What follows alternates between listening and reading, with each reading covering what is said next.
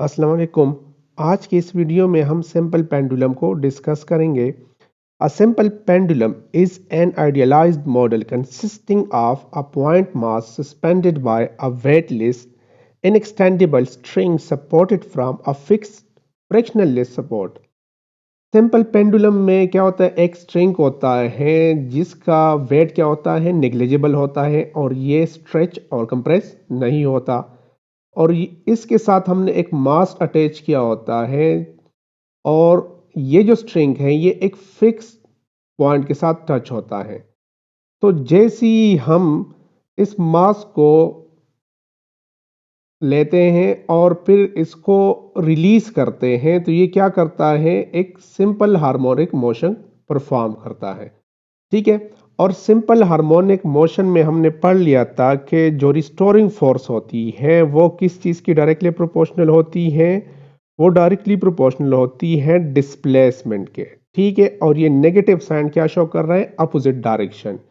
Means यहाँ पे इसमें एक फोर्स स्टोर है। ठीक है। और ये फोर्स जो है ये किस चीज़ की डायरेक्टली प्रोपोर्शनल है, डिस्प्लेसमेंट के। डिस्प्लेसमेंट क्या आए हैं, डिस्टेंस फ्रॉम मीन पोजीशन। ठीक है। तो ये इसका डिस्प्लेसमेंट आ गया और यहाँ पे इसमें जो फोर्स स्टोर है उसको क्या बोलेंगे, रिस्टोरिंग फोर्स। तो ये सिंपल पेंडुलम का एक कंडीशन था कि restoring force is directly proportional to displacement. तो सिंपल पेंडुलम भी एक सिंपल हार्मोनिक मोशन परफॉर्म करता है, लेकिन एक आइडियल सिंपल पेंडुलम के लिए कुछ कंडीशंस है। पहला कंडीशन है द बॉब मींस जो हमने ये मास अटैच किया है small compared with the length. तो ये जो बॉब है ये क्या होगा, एक स्मॉल स्मॉल होगा। दूसरा कंडीशन क्या है, the mass of string is much less than the bob's mass. तो ये स्ट्रिंग का जो मास है या वेट है वो निग्लेजिबल होगा as compared with the mass of the bob. तीसरा कंडीशन क्या है, the string remain straight and does not stretch. ये जो स्ट्रिंग है ये क्या होगा, ये स्ट्रेट होगा और ये स्ट्रेच और कंप्रेस नहीं होगा। तो अगर सिंपल पेंडुलम ये तीन कंडीशन सेटिस्फाई करता है तो ये एक सिंपल हार्मोनिक मोशन परफॉर्म करेगा और ये एक आइडियल सिंपल पेंडुलम होगा।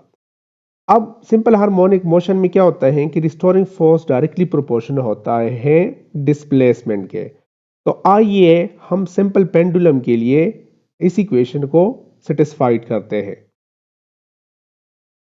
तो यहाँ पे ये स्ट्रिंग क्या कर रहा है, एक एंगल बना रहा है। तो इस एंगल की वजह से ये जो बॉब है इसके वेट को हम दो कंपोनेंट में डिवाइड करते हैं। ठीक है।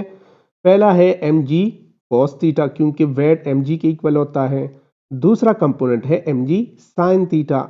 अब एम जी कॉस थीटा जो है वो डाउनवर्ड एक्ट कर रहा है। तो ये किस चीज को बैलेंस कर रहा है, टेंशन को बैलेंस कर रहा है। इस स्ट्रिंग में जो टेंशन है उसी को बैलेंस कर रहा है। और दूसरा कंपोनेंट है एम जी साइन थीटा जो किस चीज को बैलेंस कर रहा है, रिस्टोरिंग फोर्स को। So M G cos theta is balance the tension in the string और रिस्टोरिंग फोर्स किस चीज की इक्वल है, एम जी साइन थीटा। और ये नेगेटिव साइन जो है ये अपोजिट डायरेक्शन को शो करता है। So from triangle O P Q sine theta किस चीज की इक्वल है, x divided by l. Means sine theta हमारे पास परपेंडिकुलर और हाइपोटेन्यूज के इक्वल होता है। और तो इसमें इस एंगल के मुताबिक ये जो फ्रंट साइड है ये इसका परपेंडिकुलर है मींस एक्स, और ये इसका क्या है, हाइपोटेन्यूज है। तो ये भी बेसिकली क्या है, ये भी जो स्ट्रिंग है उसका लेंथ ही है। तो हम साइन थीटा को किस तरह लिख लेंगे, परपेंडिकुलर डिवाइडेड बाय हाइपोटेन्यूज। तो साइन थीटा किस चीज की इक्वल हो गया, एक्स डिवाइडेड बाय एल। तो इसको हम इक्वेशन नंबर 1 में पुट करते हैं तो इक्वेशन नंबर 1 किस तरह बन जाएगा, m g into x. X क्या है डिस्प्लेसमेंट और एल क्या है, ये लेंथ है स्ट्रिंग का। अब अगर हम मास को चेंज नहीं करते, ग्रेविटेशनल एक्सेलरेशन चेंज नहीं हो रहा और जो स्ट्रिंग का लेंथ है वो भी चेंज नहीं हो रहा, तो रिस्टोरिंग फोर्स किस चीज की डायरेक्टली प्रोपोर्शन हो जाती है, एक्स मींस डिस्प्लेसमेंट के। ठीक है। तो ये सिंपल हार्मोनिक मोशन का कंडीशन सेटिस्फाइड हो गया। तो सिंपल हार्मोनिक मोशन के मुताबिक acceleration is directly proportional to displacement. Restoring force हमने कैलकुलेट कर ली, जो किस चीज़ की इक्वल है, m g into x divided by l. अब यही restoring force Newton second law के मुताबिक किस चीज़ की इक्वल है, मास इनटू एक्सेलरेशन। अब हम दोनों इक्वेशन को कंपेयर करते हैं तो इससे हमारे पास क्या आ जाएगा, mass into acceleration is equal to mass into gravitational acceleration into x divided by l. अब मास मास के साथ कैंसिल हो जाएगा और एक्सेलरेशन किस चीज़ की इक्वल हो जाएगा, gravitational acceleration into x divided by l. अब एल क्या है, ये कांस्टेंट है, अगर इसको हम चेंज नहीं करते, ग्रेविटेशनल एक्सेलरेशन भी कांस्टेंट है, तो इन दोनों को हमने कांस्टेंट ले लिया, तो एक्सेलरेशन किस चीज़ की डायरेक्टली प्रोपोर्शनल है, डिस्प्लेसमेंट के। तो ये कंडीशन भी वेरीफाई हो गई। मींस सिंपल पेंडुलम क्या कर रहा है, एक सिंपल हार्मोनिक मोशन परफॉर्म कर रहा है। अब इस इक्वेशन में और इस इक्वेशन में रिस्टोरिंग फोर्स जो है वो सिर्फ डिस्प्लेसमेंट पे डिपेंड नहीं करता, बल्कि length of string, gravitational acceleration और मास ऑफ बॉडी पे भी डिपेंड करता है।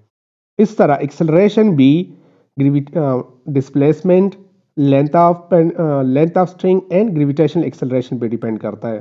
तो आइए इसको प्रैक्टिकली सिमुलेशन की मदद से समझते हैं।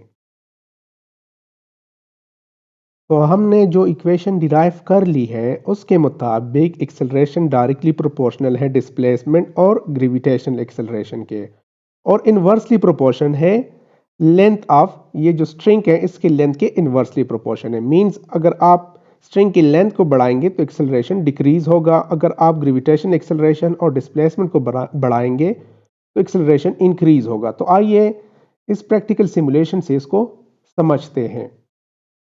तो पहला कंडीशन है, अगर आप डिस्प्लेसमेंट को बढ़ाएंगे तो पहले कंडीशन में मैं क्या करता हूँ, डिस्प्लेसमेंट इसका कम रखता हूँ। तो देख ले इसका एक्सेलरेशन ये येलो एरो से डिनोट हो रहा है, तो इसका एक्सेलरेशन भी क्या है, कम है।